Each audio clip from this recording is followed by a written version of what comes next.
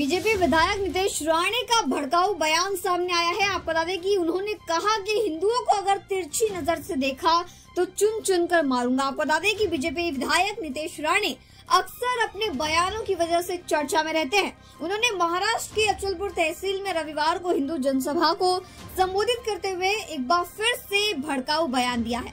इस दौरान उन्होंने ओवैसी बंधुओं पर भी निशाना साधा और नितेश राणे ने कहा कि मस्जिद से फतवे निकाले जा रहे, साथ में बैठकर जो है धमकियां दी जा रही है। उन्होंने कहा कि 15 मिनट वाले कहाँ गए, बताओ उनको कि हम यहाँ खड़े हैं, इस जगह पर खड़े हैं, आओ यहाँ पर। 15 मिनट तो बहुत ज्यादा मांग लिया, 5 मिनट दे दे, बच्चे खुचे सभी को मैं खत्म कर दूंगा। किसे धमकी दे रहे हो, किसे चुनौती दे रहे हो, भगवान मेरे भीतर डर नाम का बटन डालना ही भूल गए, कुछ फर्क मुझे नहीं पड़ता है। नितेश राणे के इस भड़काऊ बयान से राजनीति एक बार फिर से तेज हो गई। आइए सुनते क्या कुछ उन्होंने कहा है।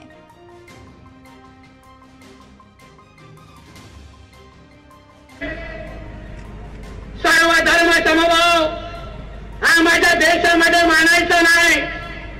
यात हा हिंदू राष्ट्र आहे आणि या हिंदू राष्ट्रामध्ये पहिला हिंदूंचं हित बघितलं जाणार आणि मग सगळ्यांना मोजलं जाणार। हा तुमचा देश आहे। इथे 90% हिंदू राहतात। इथे हिंदूकडे कोणी वाकड्या नजरेने बघितलं त्याला एका जागेवर ठेवायचं नाही। ही शपथ घेऊन आज या मोर्चाकडून तुम्ही लोकांना निघायचं आहे।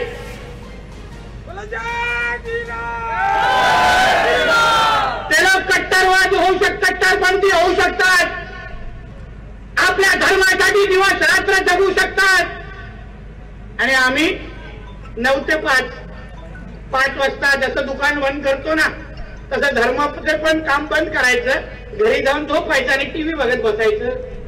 आज कोणाला मारलं, आज कुठल्या भगिनीला लव जिहाद मध्ये घेऊन गेले बघायचं आणि काहीतरी बातमी सापडली तर लगेच व्हॉट्सअपवर पाठवत बसायचं।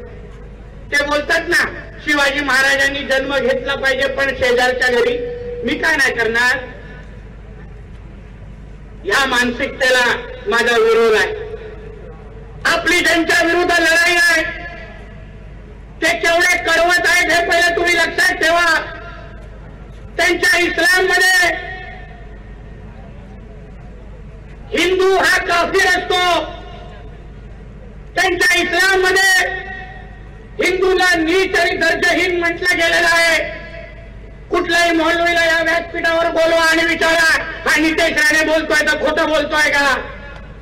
त्यांच्या इस्लाममध्ये लिहिलंय याचं तुमचा धर्मांतर करून टाका, तुम्हाला इस्लाम स्वीकारायला लावा, याचं तुम्हाला संपून टाका, असं त्यांच्या इस्लाममध्ये लिहिलेलं आहे।